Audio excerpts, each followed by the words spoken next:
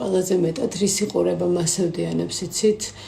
ადამიანები რო გამოდიან და სამართლიანად რო გამოხატავენ გულის წყრომას, რომ მართლა უძვირესი გახდა საქართველოში ცხოვრება და არგუმენტად მოყავთ არა ის დაბალხარისხიანი პროდუქტები, რომელიც თითქმის საწამლავია, რა ვიცი, ვერმიშელიდან დაწყებული, იაფასიანი პურით დამთავრებული, არამედ პროდუქტი ჯანსაღი, რომელიც აუცილებლად მიიღოს ადამიანმა, რა ვიცი, გრეიპფრუტი, ავოკადო, თევზზე თუ არ ელაპარაკეს, ხო საერთოდ ერთი ამბავი ატყდება და მინდა გითხრათ, რომ მართლა ძალიან ძვირია საქართველოში ცხოვრება, იმიტომ რომ მე ვცხოვრობდი მსოფლიოს უძვირეს ქალაქში ედინბურგში და იქაც კი არ ჩდება კვება ამდენი.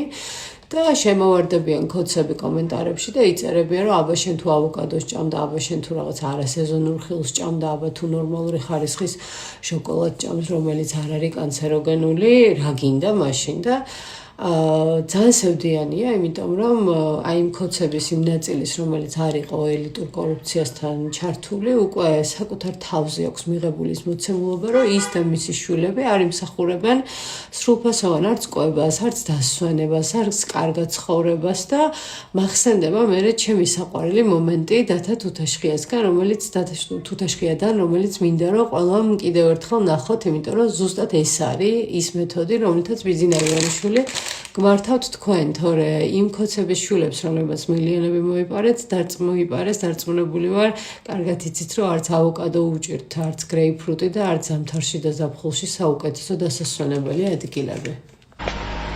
მათი კეთილდღეობისათვის ზრუნავ.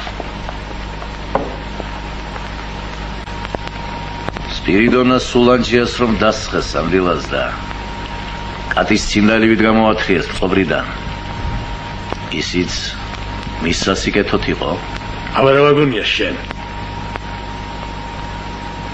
კაცი შიშსა და მოგზალებას რო დაგარგავს, მაშინ გაუბედურდება სწორად. აი თუ რა თქვა სპირიდონას სულანჯია. არქიფო სწორედ ინდეს გვაძლევს შიფშილით რო არ დავიხოცოთ. სიმდიდრეს და ფუფუნებას მოაქვს. ყოველგვარი გაყვნილება და უზნეობა. თქვათ და მივეცი სპირიდონა დოკლაპიას, რომ აძლევ იმაზე მეტი. კიდევ მეტი მომდება და რომ აღარ ექნება, მაშინ გაუბედურდება. პარვას და შეიარაღებას მოგიდებს ხელს. რა გამოდის აქედან?